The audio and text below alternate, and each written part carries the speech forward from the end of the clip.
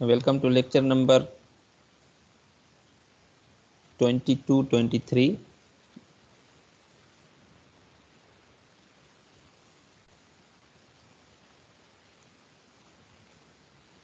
In today's class, we will be discussing about discrete time Fourier series.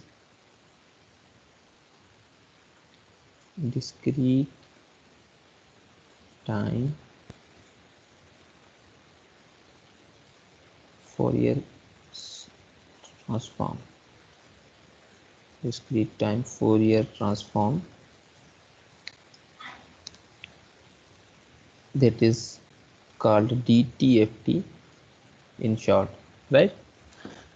Before going to discrete time Fourier transform, let's recap what we discussed in previous class. In previous class, we were discussing how to determine h of t or its transformed h of j omega, right? We said there are two methods to find this h of j omega. One is through eigenfunction. Yes, we said that if, for example, if we have a signal, what is an eigenfunction? An eigenfunction is a function when it is applied to any LTI system, the output is same signal with certain change in the amplitude, right? So if we apply this signal to any LTI system, this system would what would that system do? It would convolute the system with its impulse response h of tau d tau, right? Then we said that this y of t must be equal to e to the power minus st, right? E to the power st.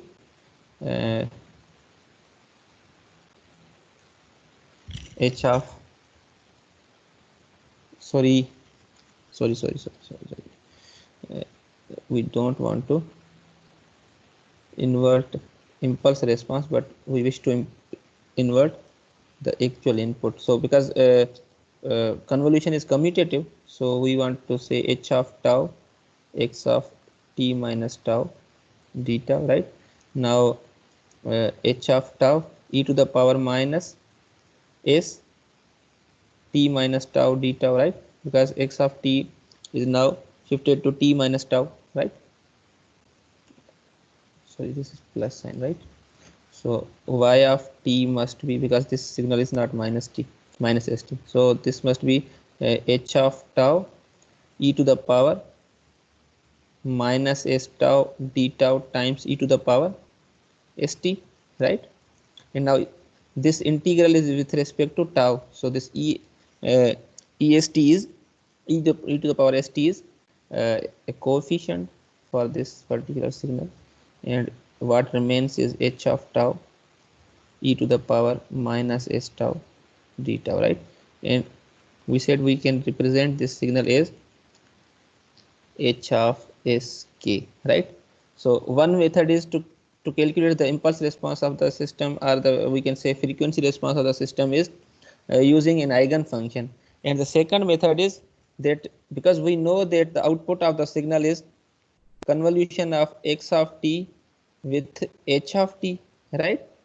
And if the signals are convoluted in time domain, right, then the frequency domain of this signal is y of j omega, if y of t is the output of the LTI system, and that is equal to multiplication of input with its impulse response, right? Now because we know the input and the output, so we can easily find the impulse response. H of j omega is equal to y of j omega times x of j omega, right? The transformed output to input ratio is the impulse response of the system, right? In this connection, in last class we said that, for example, if we have a signal, if we have a system y of t, and if its impulse response, for example, its Fourier transform is y of j omega, right? Then dy by dt must be equal to j omega times y of j omega, right? But what if we have d square by dt square of y of t, then what should we get? We must get j omega times j omega square y of j omega, right? And if we continue it and we say that if it is d power k by dt power k y of t, then its Fourier transform must be j omega k y of j omega, right? So keeping this relation in mind, we can say a differential equation may be look like d by dt for y of t plus d by dt plus d by dt square of y of t plus up to d square dk power dt power ky of t is equal to x of t plus d by dt x of t up to d power k by dt k x of t, right? So we can rewrite this in summation form that, for example, if k from 0 to n, for example, ak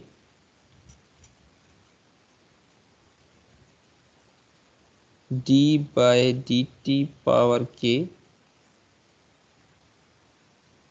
y of t is equal to k from 0 to m bk dk power dtk x of t, right? So this is in general form, right? And for example, if we compute the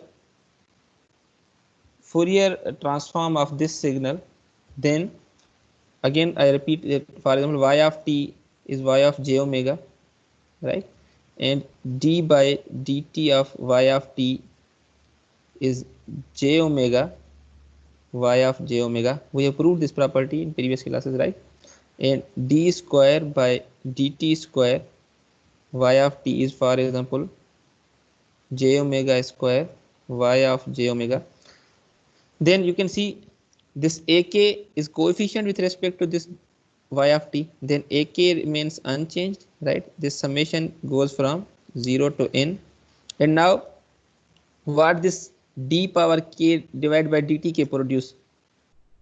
J omega whole power k, right? Into y of j omega is equals to, now what about this summation? This would be also summation k from 0 to m, because it does not necessary it is not necessary that if we have same order of differential equation at input and output. For example, in last class we said that we have signal y double dash of t means second derivative plus 4y single derivative of t plus 3y is equal to x dash of t plus 2x of t. Now you can see the order of the input is the highest order of differential equation is 1 in input, and at output it is 2. So this is that's why I write m and n here, because the order may not be same. So bk j omega power k, right? And y of j omega, right? Now if you see that this k is related with these two terms and this k is related with these two terms, so I can take y of j omega outside, right? And what remains is summation k from 0 to n ak j omega whole power k, which is equals to same x of j omega summation k from 0 to m bk j omega power k, right? Now if I take this x of j omega on left hand side, because it is multiplied on right hand side, so it must be divided here. So y of j omega over x of j omega, and this term is because multiplied here, on the right hand side it would be divided. So what I get is k from 0 to m bk j omega whole power k upon summation k from 0 to n ak j omega whole power k, right? So this is the final, and we know that what is this value? This is our transfer function, so we can write that the transfer function is equal to the ratio of coefficients of input to the coefficients of output, right? K from 0 to n, and here k from 0 to n. Okay. Now, for example, we have an LTI system. Example number 1. For example, we have an LTI system that is defined by dy of t by dt plus any coefficient multiplied to the output, and it is equal to input, right? Okay, so now we wish to compute frequency response of this system. So what we can do is we can use Fourier transform property. So this term must be equal to j omega y of j omega, right?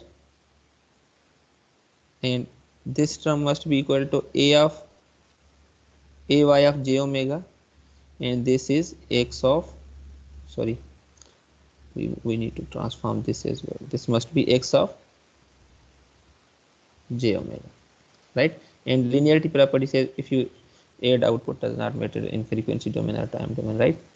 Their output is same.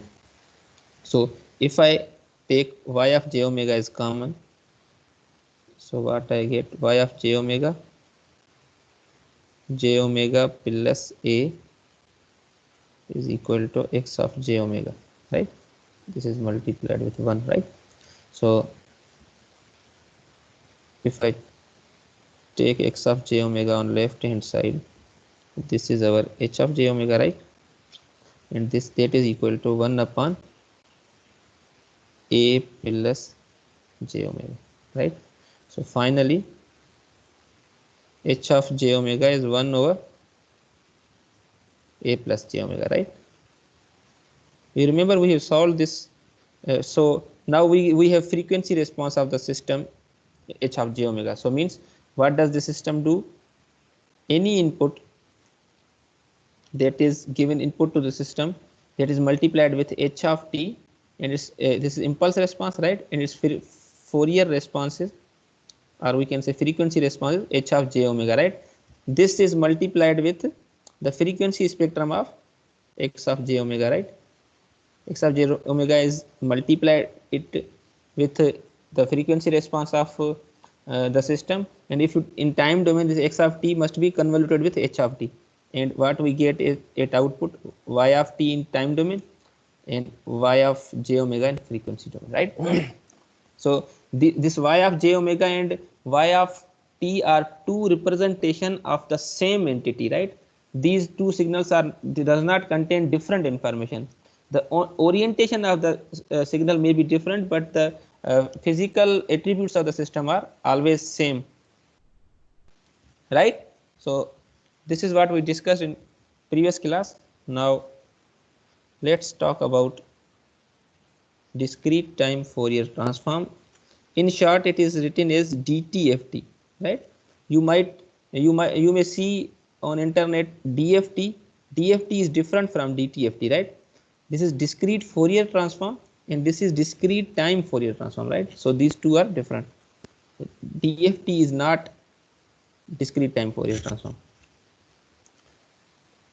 Okay, so In previous class we saw that uh, in previous classes we have talked a lot about the spectrum of the continuous time Fourier transform. We said that the continuous time Fourier transform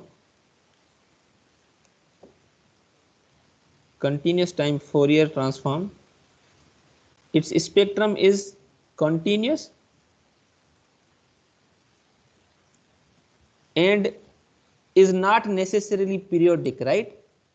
If we input a periodic signal in continuous time Fourier transform, the spectrum is produced is periodic, right? But if the input is a periodic signal, the spectrum is always aperiodic. So the spectrum of continuous Fourier transform is not necessarily periodic, right?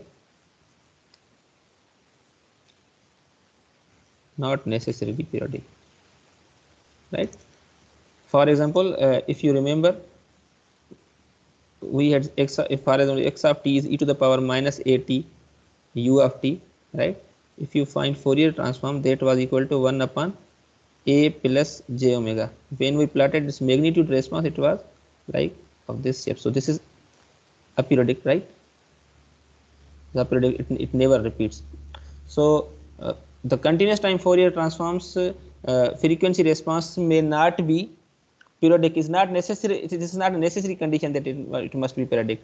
While in discrete time Fourier transform, DTFT has always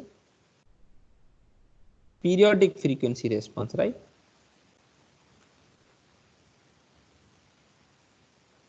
Frequency response, right? We have to remember it. This is very this is asked in certain exams, that is it necessary that continuous time Fourier transform produce always periodic frequency response? So that is not necessary condition for continuous time Fourier transform. But in discrete time Fourier transform, it is the response of the system is always periodic with respect to 2 pi. We will see today why it is periodic with respect to 2 pi. Right. Now let us see, if you remember, if we wish to compute x of j omega, in order to compute this using continuous time Fourier transform, we used x of t e to the power minus j omega t dt, right? This equation we used, and we know that a continuous time signal may look like, for example, this signal, right? I am assuming, right? Now, for example, if we, this is our x of t, for example, if I multiply this x of t with delta t minus nt, right, and some from k from minus infinity to infinity, now what I would get is, I would get series of impulses, right, like this thing, and the distance between them is t, right? T 0, t 2t, and so on, right? Here minus t, minus 2t. So at regular intervals we will be getting a discrete time signal. So if I sample this x of t with t equal to nt, then what I get, x of j omega is equal to, from minus infinity to infinity, x of n times t e to the power minus j omega nt, right? And now, because earlier this was integration, right? Why it was integration? Because the signal was continuous. At each time interval there was some information, but now we have information on regular intervals, right? So this integration must be changed to summation, right, from minus infinity to infinity. And what about this dt? This dt must be now t, right, because we have now information available on the jump of t. Okay, so now for example we introduce another variable capital omega, which is normalized frequency, right? This is our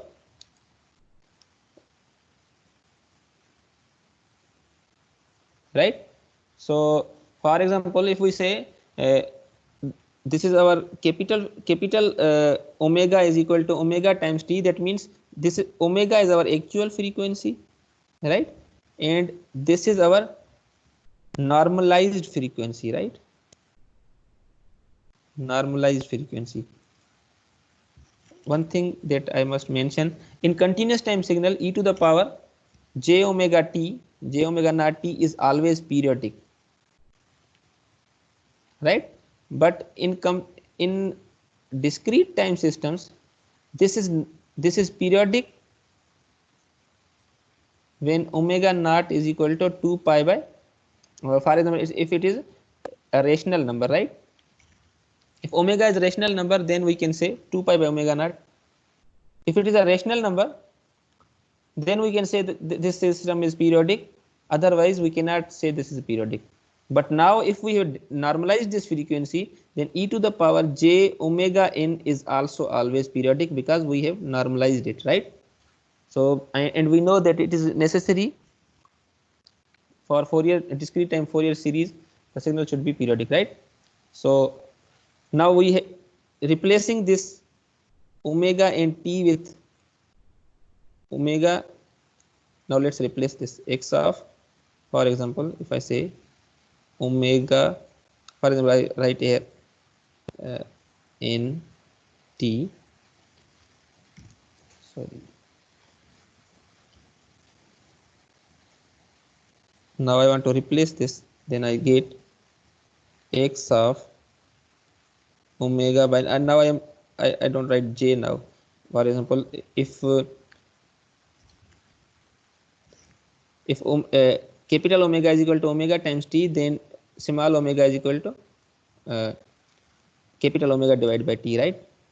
Summation k from, not k, minus infinity to infinity, x of nt e to the power minus j n omega, right? Because this omega t is now this value times t. Okay, as you know that our normally our discrete time signal is only defined on integer values, right? So this t must be 1, right? If we assume this t is normalized to 1, then what we get is x of j omega is equal to n from minus infinity to infinity, x of n e to the power minus j n omega, right? This t would be also 1. So finally, for discrete time signals, if we wish to compute the frequency spectrum, we use this formula that is called discrete time Fourier transform, and it is computed through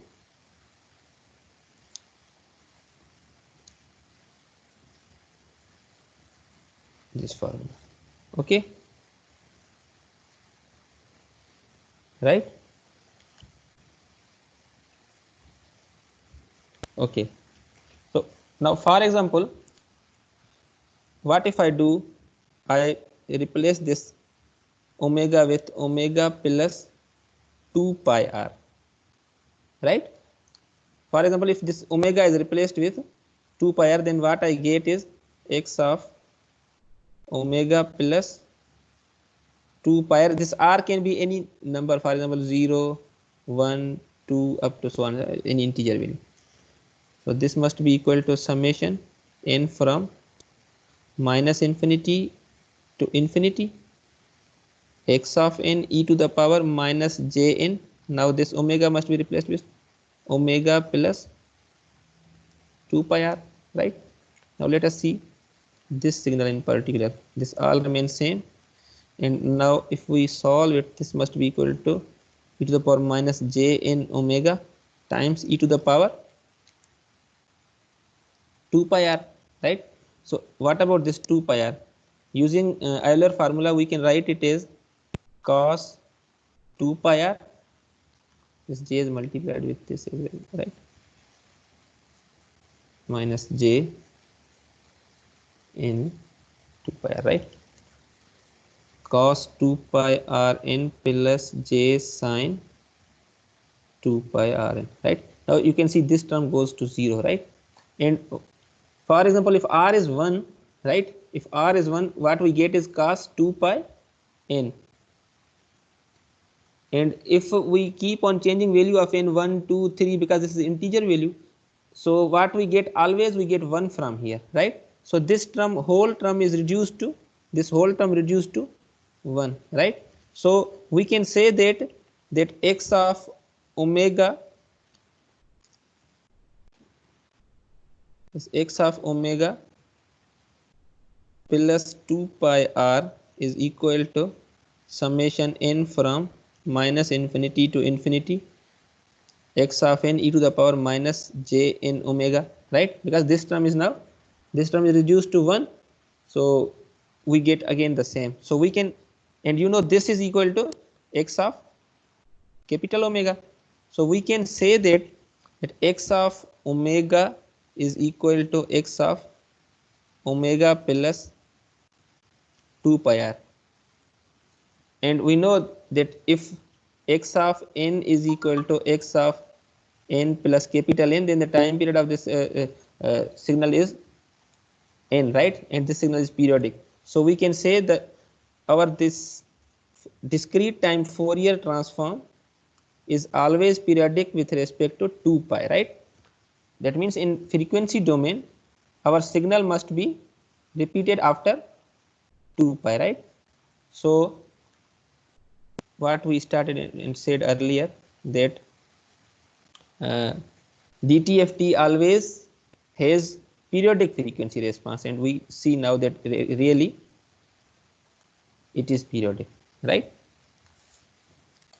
Now, for example, if we got x of, now let me use another, because after certain time it starts to neg, right? Okay, so let's start. By definition, if we wish to compute the frequency response of a discrete time signal, right, then this must be equal to, by definition, summation n from minus infinity to infinity x of n e to the power minus j n omega, right? Now certain times we got x of omega, frequency response of the discrete time signal is available, but we wish to compute the time domain signal, right? So we can say that if we wish to compute inverse Fourier transform, that must be equal to x of n, and what should be the value of this x of n, right? Now using this equation, what if I multiply this signal with e to the power jr, for example? What I want to do is, now x of omega I want to multiply it with j r omega and integrate it over 1 over 2 pi and normalize it over time period. So why 2 pi? Because we know that our spectrum in discrete time signal is what? Always periodic with respect to 2 pi. So we do not wish to solve it beyond. For example, if I write here 4 pi and here 4 pi, I get the same result. So I want to only find the spectrum of the signal on over 2 pi, because I know after 2 pi the signal would repeat itself, right? Okay. So if I multiply e to the power j r omega and integrate over 2 pi, normalize it with 2 pi. So what I get, I must multiply the same on other side as well. 2 pi over 1 over 2 pi summation n from minus infinity to infinity x of n e to the power minus j n omega, right, times e to the power j r omega d omega, right? Now you can see that this integral is with respect to omega, and these are the terms which contain omega. This term does not contain any value of omega, so we can we write it as 1 over 2 pi, and this summation we take out n from minus infinity to infinity x of n integral over 2 pi and e to the power, for example, minus j n minus r omega d omega, right? If you look at this value, we have solved it earlier, right? In when we were when we wish to find the inverse discrete time Fourier series or continuous time Fourier series, we always ended up with this integral, and we know it is always 0.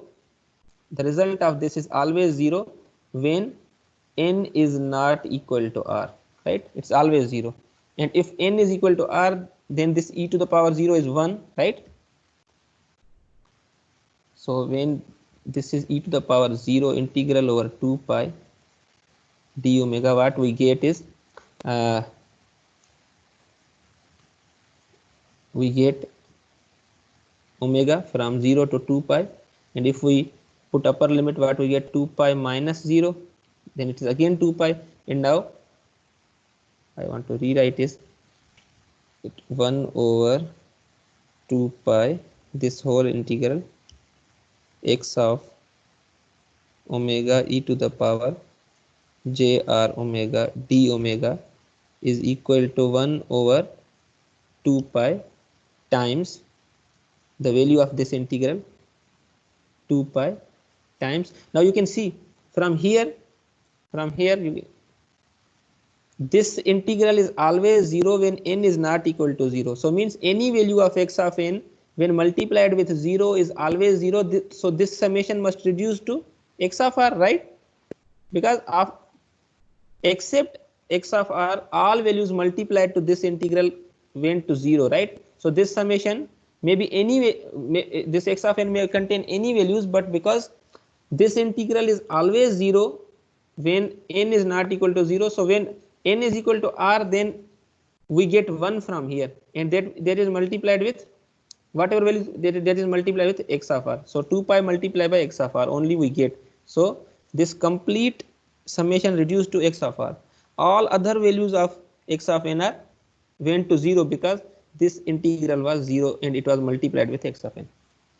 So this 2 pi cancel. So this x of r is reduced to 1 over 2 pi integral over 2 pi x of omega e to the power j r omega d omega. So for example, if we, because this r we don't use often, so if I assume that if r is equal to n, then we can say then x of n is equal to 1 over 2 pi integral over 2 pi x of omega e to the power j n omega d omega. So how to interpret this equation? The interpretation of this equation is, for example, if we have frequency response of the system and we wish to compute the time domain signal, then what we can do is we can use this formula, we can evaluate this integral and we get the same time domain discrete time signal, right? And remember that DTFT produces always periodic signal, right? So the spectrum produced is always periodic, right? Moreover, the DTFT has continuous spectrum, right? Continuous and periodic, right? It is necessary, right? That whatever transform you perform, the frequency response of discrete time signals in DTFT, in particular DTFT, is always continuous and periodic, right? So if I conclude this for discrete time signals, if we input a discrete time signal and we produce a discrete time output, right? So for example, if we have discrete time signal and we compute DTFT of this signal, then that must be equal to x of omega and this omega is computed through n from minus infinity to infinity x of n e to the power minus j n omega, sorry, yes, j n omega, and now this, right? But if, for example, we got frequency response of the system, and if we wish to compute inverse discrete time Fourier transform, then that must be equal to x of n, and this x of n can be computed through this formula 1 over 2 pi integral over 2 pi x of omega e to the power j n omega d omega, right? So these are two very necessary equations you must remember. Okay, now let's discuss about the existence of DTFT. Existence of DTFT means at what values x of this DTFT is bounded. So if we say x of omega by definition is summation n from minus infinity to infinity x of n e to the power minus j n omega, right? Now if we find absolute, this must be equal to summation n from minus infinity to infinity x of n, right, times e to the power minus j n omega, right? Now this is equal to 1 because its magnitude is 1. So what we get is x of n is equal to from minus infinity to infinity x of n, right? That means now we can say that if this term, if input is bounded, right, input is bounded, or we can say if input is absolutely summable, then we can find the DTFT of any discrete time signals, right? The Dirichlet conditions used to tell us that a system must be absolutely integrable, must have finite number of minima and maxima, and finite number of discontinuities. But finite number of minima, maxima, and finite number of discontinuities does not apply on discrete time systems because they are already discontinuous over regular intervals, right? So the only condition for DTFT, the existence of DTFT, is that the signal must be absolutely summable, or we can say that if signal is energy bounded, right? If the energy in the signal is bounded, then we can say the signal is, we can find the DTFT of that particular signal, and this is sufficient condition, not necessary condition. We would see as we progress in the course, this is sufficient condition only. This is not necessary condition. We would see some signals which are not energy bounded, but still we can find DTFT of those signal as well. So this is sufficient condition. This is not necessary condition for existence of discrete time Fourier transform. Okay. Now let's solve some examples.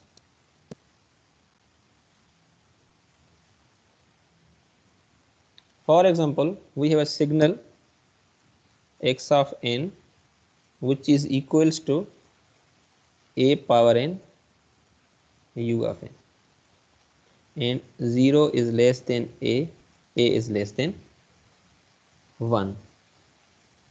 Okay, so if you plot this signal in time domain, what you get is, because u of n is multiplied with a power n, now this u of n must set limits from 0 to infinity, right? Now this signal is 0 on negative axis, negative values of n. So if a is less than 1, so for example, if you put 0 here, then this a power 0, and a power 0 is 1, right? So at origin, the output of this signal is 1, right? This is our x of n. And if n is 1, so for example, if the a value is 0.9, then we get 0.9 here, and 0.81, and so on, right? So this signal decays as we progress with time. Now what we wish to compute is, we wish to compute its frequency spectrum, and we know by definition that x of omega is equal to summation n from minus infinity to infinity x of n e to the power minus j n omega, right? So now what is the value of x of n? X of n is a power n u of n e to the power j n omega, right? Now this n is from minus infinity to infinity. Now you can see here that u of n only exists from 0 to infinity, right? When you multiply any signal with unit impulse, that signal only exists now from 0 to infinity. From minus 1 to minus infinity, the values become 0 because they are all multiplied with 0. So what we get in result is n from 0 to infinity a power n e to the power minus j omega n, right? Now for example, can we rewrite this signal as n from 0 to infinity a e to the power minus j omega whole power n, right? Now if you again multiply n with this signal, you end up with this expression. So we can do that, right? And now what is the output of this when you sum these coefficients from 0 to infinity? You know that if n is from 0 to infinity a power n, then this must be equal to 1 upon 1 minus a, given that a must be less than 1, and we know it is given it that a is less than 1. So we can write this equation equals to 1 upon 1 minus a, and a has value a e to the power minus j omega, right? So x of omega is equals to 1 upon 1 minus a e power minus j omega, right? So can I write this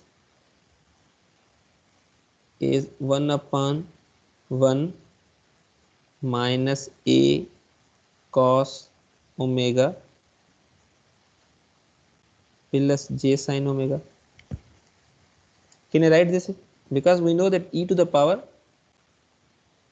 j omega is equal to cos minus omega plus j sin minus omega, and we know that cos minus theta is equal to cos theta because cos is an even function, and sin minus theta is minus sin theta, right?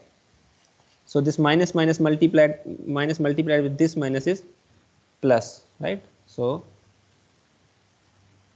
we got x of omega is 1 upon 1 minus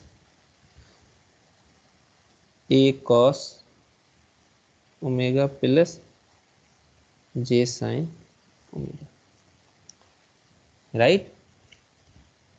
Now for example, if we wish to compute the magnitude, then what must be the magnitude? Magnitude is uh, under root square of the real component plus square of the imaginary coefficient, right? So we can see this is the real component and this is imaginary coefficient. So x of omega must be equal to 1 upon, this is our real component, so what is its square? It must be equal to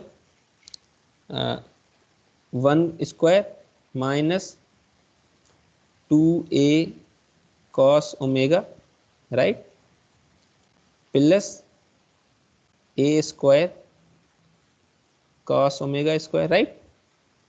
And the magnitude is equal to square of the real plus square of the imaginary coefficient. So coefficient, imaginary coefficient is sine. So here a is also multiplied, right? So plus a square sine omega square, right? Now if you take a square common, then what we get is cos square plus sine square, and we know that sine square theta plus cos square theta is equal to 1. So this equation must be reduced to 1 upon under root 1 minus 2a cos omega plus a square, right? Plus or minus?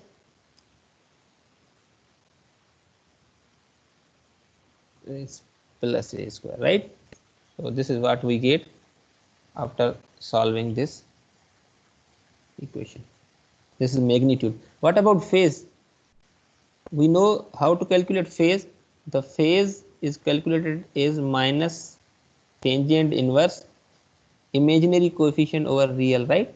So imaginary is sine theta, so we can say the phase of this is equal to minus tangent inverse sine omega upon a sine omega, because a is multiplied here as well, a sine omega upon 1 minus a cos omega. Okay, a cos omega. So what if we wish to draw this plot? If we plot this magnitude spectrum x of omega. Now if we put omega equal to 0, what we get from here? If we put omega equal to 0, we get 1 divided by 1 minus. Now we know that if omega cos 0 is 1, so we get 2a plus a square, right? So isn't it equal to 1 upon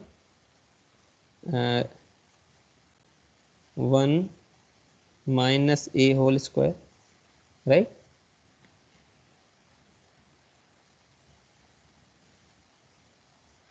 Under root, and these under root cancel, we get 1 upon 1 minus a, right? So the maximum output of this signal is 1 upon 1 minus a, and we know this must be periodic over 2 pi. So from minus pi to pi, the values must be same. Now we have x of 0 is equal to this value, magnitude, right? What about pi? If we put pi here, we get 1 upon 1. Now you can see if we put input omega equal to pi, then we get cos pi. Cos pi is minus 1, then minus into minus plus, so we get 2a plus a square whole under root, right?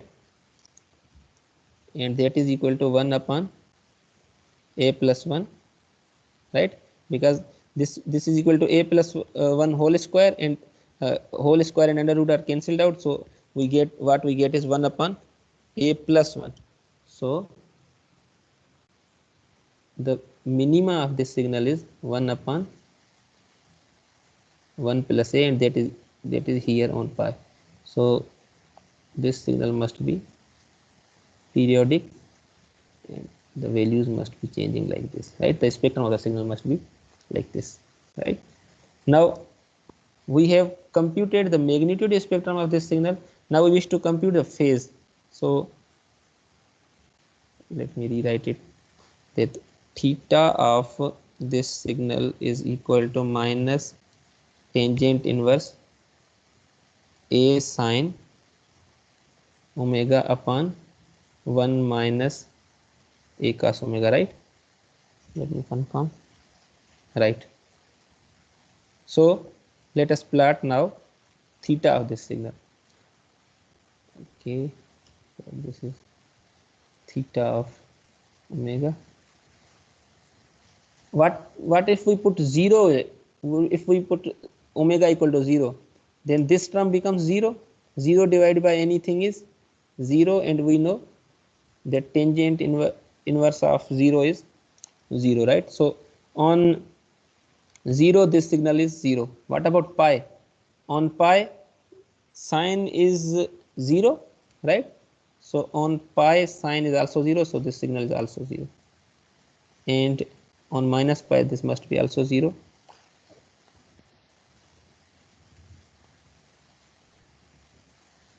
So the graph must be something like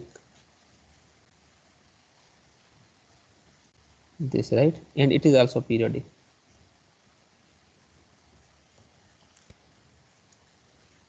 Okay.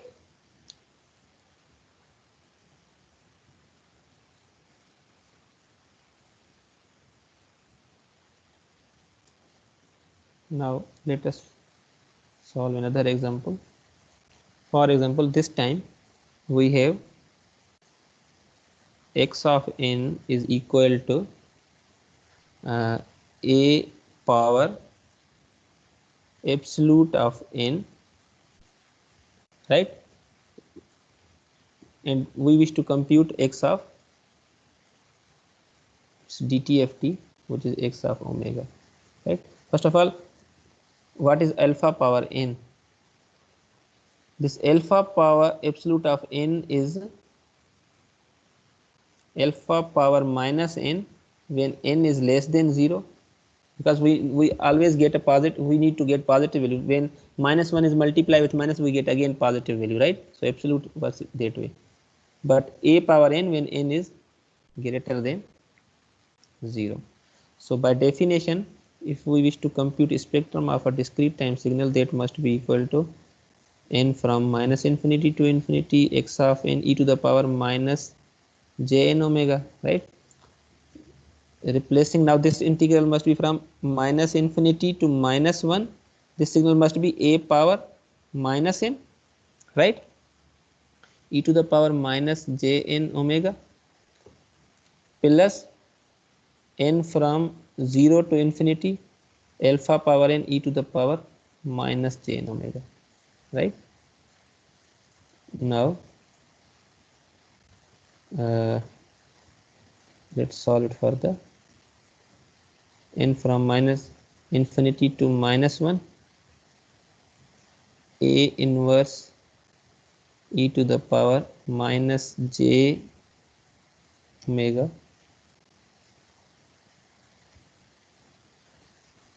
minus j omega whole power n plus n from 0 to infinity a e to the power minus j omega whole power, right? Now this integral, for example, if I put m equal to minus n here, then what I get is n from, and now if n is minus infinity, then minus infinity multiplied by minus is plus infinity. So, and if n is equal to minus 1 and minus 1 multiplied by 1 is minus 1 multiplied by minus is plus 1. So I can write it like this way: a inverse e to the power minus j omega whole power minus m plus summation n from 0 to infinity a e power minus j omega whole power n. Now you can see this minus must be multiplied inside, and what we get is n from 1 to infinity a e power j omega whole power m plus summation n from 0 to infinity a e power minus j omega whole power n. Now this kind of signal we have solved it, that is equal to 1 upon 1 minus a e power j omega, but this is something we have to work on because it does not start from 0. So one way is, if we add when n equal to 0, we get 1 here. So if I started from 0 to infinity and subtract 1 from here, I get What does it mean? If I add, if I, for example, if I put m equal to 0 here, this is m. When I put m equal to 0, then I get 1 here. So means if I add 1 and subtract 1 from this equation, it does not change. So m from 0 to infinity, we get a e power j omega whole power m, and if I subtract 1 from it, the equation is balanced now because 1 is added and subtracted, right? And what we get from here is 1 upon 1 minus a e power j omega minus 1, right? And other way to solve it is, for example, now this is one method to resolve this integral, which start from summation start from 1 to infinity, right? In other ways, for example, if I start it start from 1 to infinity, a e power j omega whole power m. So if you remember that summation n from 0 to infinity alpha power n is 1 plus alpha square plus alpha cube and so on. And if I start it from 1 to infinity alpha power n, then this must be a plus a square plus a cube and so on. What if I take a common from here? Then I get a plus a square a cube and so on. And because we know this is equal to 1 upon 1 minus a, then this whole term must be equal to 1 upon 1 minus a. And if you replace this value, you will get the same answer, right? So I am using this formula. So what is our a here? A e to the power j omega. A e to the power j omega times 1 upon 1 minus a e to the power j omega, right? Now solve this. It is a little bit algebra.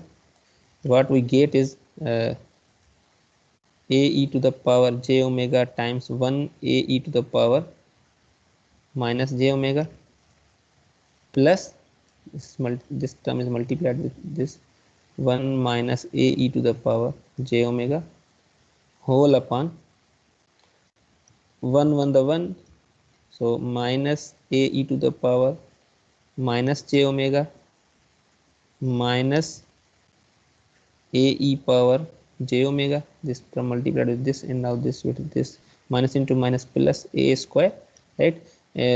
This e to the power j omega times e to the power minus j omega is 1, right? Okay, now let's solve the numerator. So this a e power j omega multiplied with 1 is a e power j omega minus into plus minus a the a square, right? And this a e to the power minus j omega and e to the power plus j omega is 1, so we don't need to write it. Plus 1 minus a e to the power j omega. You see this is plus a e to the power j omega and this is minus, so these both terms will be cancelled out. In new denominator we have 1 minus, if we take a is common, then we get e to the power j omega plus e to the power minus j omega plus a square, right? So this must be equal to 1 minus a square upon 1 minus 2a cos omega plus a square, right? Because if I multiply and divide 2 here, so 1 upon 2 e to the power j theta plus e to the power minus j theta is cos theta, so this 2 remains here. This is final output for the signal alpha power n. Now what would be its spectrum? For example, if I plot it, what must be the values? If omega is equal to 0, then what we get from here? If omega is equal to 0, then we get 1, right? So 1 minus 2a plus a square, 1 minus 2a plus a square, this is equal to a minus 1 whole square, right? A square minus 2a, right? So, and what is this? Can we write this is 1 plus a into 1 minus a upon this value, and now because this is square, so a minus 1 whole square, so 1 is cancelled with this, so what I get is a plus, 1 plus a upon 1 minus a, right? So I get 1 plus a upon 1 minus a at omega equal to 0. 1 plus a upon 1 minus a, yeah, or a minus 1, sorry, a minus 1 exactly, a minus 1, is it? This must be equal to 1 plus, come on, 1 plus a upon 1 minus a is at 0, and at pi it must be 1 minus, at pi we get, what if we put now omega equal to pi here, then we get 1 minus a 1 plus a upon 1 plus a whole square, then this and this is cancelled, so we get 1 minus a upon 1 plus a. So this is the minima for this signal, and this signal keeps on going like this, right? Okay, so far so good. We have computed, now you can see we had a alpha power n in time domain x of n signal, right? And its frequency response we have calculated and plotted. So what this signal looks like, this signal must be at origin, this must be 1, and its value must start to decrease on both axes, right? Earlier signal when we had alpha power and u of n, that existed only on positive side, but now this signal has both sides, and its spectrum is like this thing, right? Okay, now we have solved only infinite sequences. What if we got a finite sequence? For example, what if I say we got a gate function, a rectangular pulse. For example, we got a rectangular pulse, okay, x of n, and its amplitude is, for example, 1 from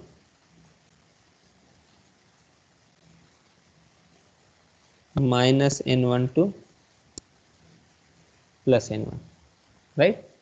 So what must be the output if we wish to compute the frequency response, then by definition the frequency response is from minus infinity to infinity x of n e to the power minus j n omega, right? Now these limits would be reduced to from minus n1 to n1, right? This must be equal to from minus n1 to n1, the amplitude is 1 e to the power j n omega. Now if you solve it, then you finally get the answer sine n1 plus 1 by 2 upon sine pi by 2. I leave it up to you, because we have solved similar problem in discrete time Fourier series, and you know how to solve it now. Now this is as your assignment, how we can get this value by solving this integral, right? This summation. Okay. So now let's go to in other example. For example, if we have a signal x of n and it's that is equal to impulse, that means in n domain when n is equal to 0, amplitude is 1, right? So what if we compute the frequency spectrum for this signal? This must be a straight line, right? Right, this is a straight line, means it's a constant response 1 in frequency response, right? So I want to come to this point. We know that the signal in the frequency response of discrete time signal is periodic with respect to pi to minus pi, or we can say 2 pi, right? For example, if we have a signal in frequency domain that exists from say W1 to minus W1, right? And this is our x of omega, right? So if you using inverse Fourier transform, inverse discrete time Fourier transform from minus W1 to W1, the amplitude of the signal is 1 e to the power j n omega d omega, right? And if you solve it further, this must be equal to 1 upon jn and e to the power jn w1 minus e to the power, now minus into minus, no, not minus, actually this is minus jn w1, right? So this must be equal to 1 upon n pi sine w1 times omega, right? Okay, now let's solve this equation. N is multiplied, right? For example, we know that this spectrum is periodic with respect to from minus pi to pi.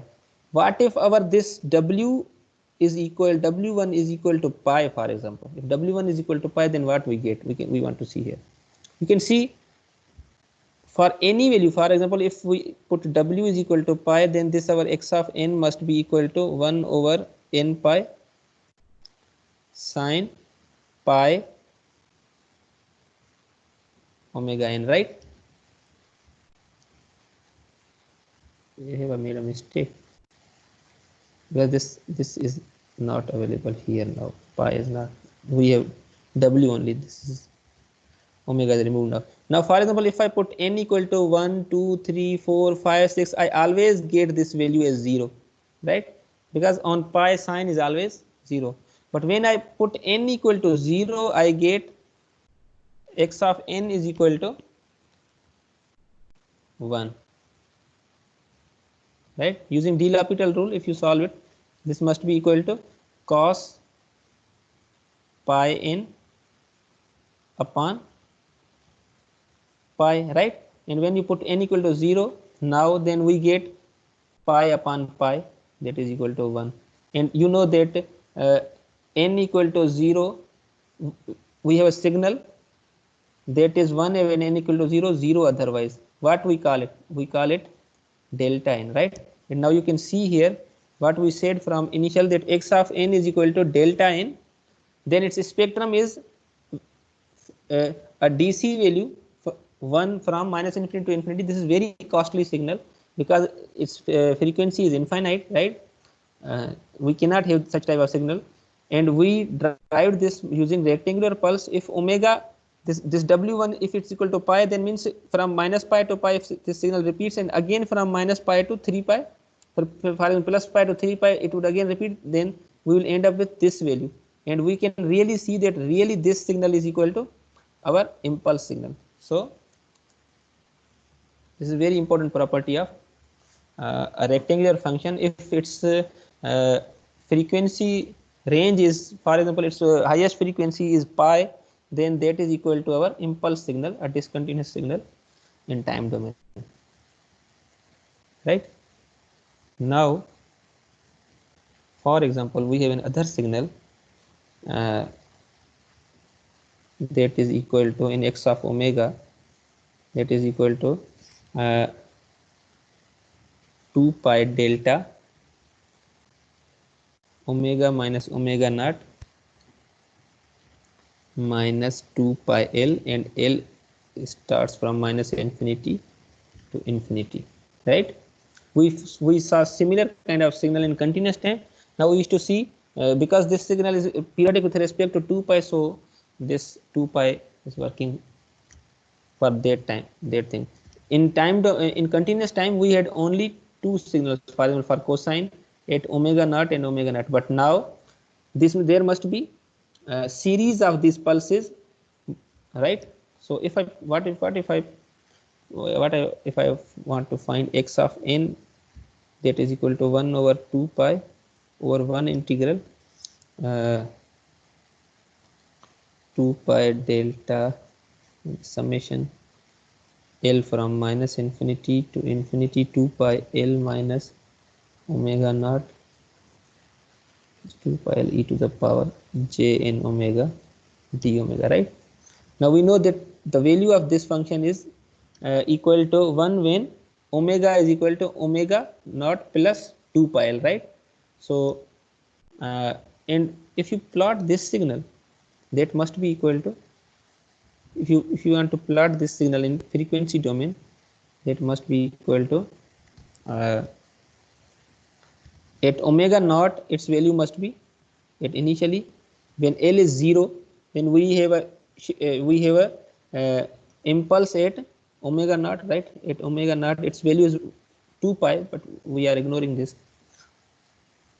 and over minus 2 pi this must be 1, right? Now the point what I want to say is that the only value within a 2 from minus pi to pi, this signal must have only one impulse, right? Signal must have only one impulse, and in second time period it must have another, and omega plus 2 pi L it must have another value, and so on, right? This 2 pi 1 for omega naught plus 3 pi, this signal got another impulse, and so on. So this is a periodic impulse train, we can say, in frequency domain. So the output of this signal must be equal to this 2 pi must be cancelled, and x of n we must get is equal to e to the power j omega naught n, right, plus e to the power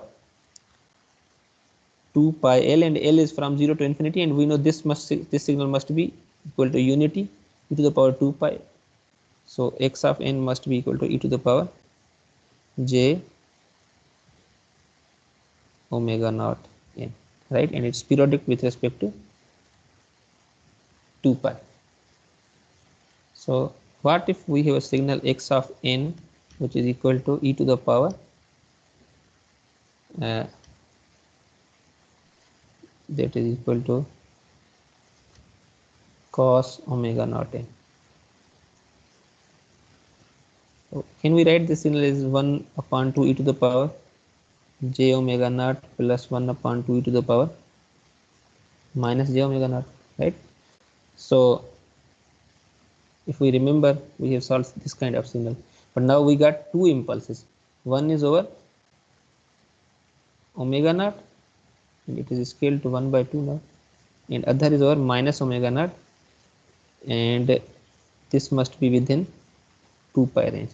But after this 2 pi to 3 pi, we must have another signal omega plus 2 pi L, and its amplitude must be 1 by 2, and what must be this signal? From here there must be another signal minus pi plus omega naught. So there must be series of these impulses now in frequency domain, right? X of omega. Okay. So I think we have discussed enough about the different kind of signals. First, we initially we saw that if we have a time domain signal x of n, discrete time domain signal, and we find dTft of this signal, that must be equal to x of capital omega, and that is equal to n from minus infinity to infinity x of n e to the power minus j n omega, right? But if we have a x of omega and we wish to compute inverse discrete time Fourier transform, that is equal to x of n, and that is resolved by 1 over 2 pi integral from over a 1 period x of capital omega e to the power positive j n omega d omega, right? And then we saw how to solve only right-sided sequences and sequences on both sides, and how to visualize our spectrum. For example, if we have a rectangular pulse in frequency domain, how we can get its time domain signal. And for example, if that rectangular pulse exists from minus pi to plus pi, that means our complete time period, that is equal to a impulse function in time domain. And in last we saw how to represent a cosine function in a in the spectrum, right? What is the spectrum of a cosine function? That is actually a series of impulses. Now there are two impulses over one time period, right? One on omega naught and one is on minus omega naught. So in next class we will be discussing about the properties of DTFT, right? We will see again the same properties, like we how to modulate a signal and what would be its shape in discrete time systems. And for example, if convolution in time domain is equal to multiplication in frequency domain, and multiplication is time domain is convolution in frequency domain, we see those properties in details because those are of utmost importance, right?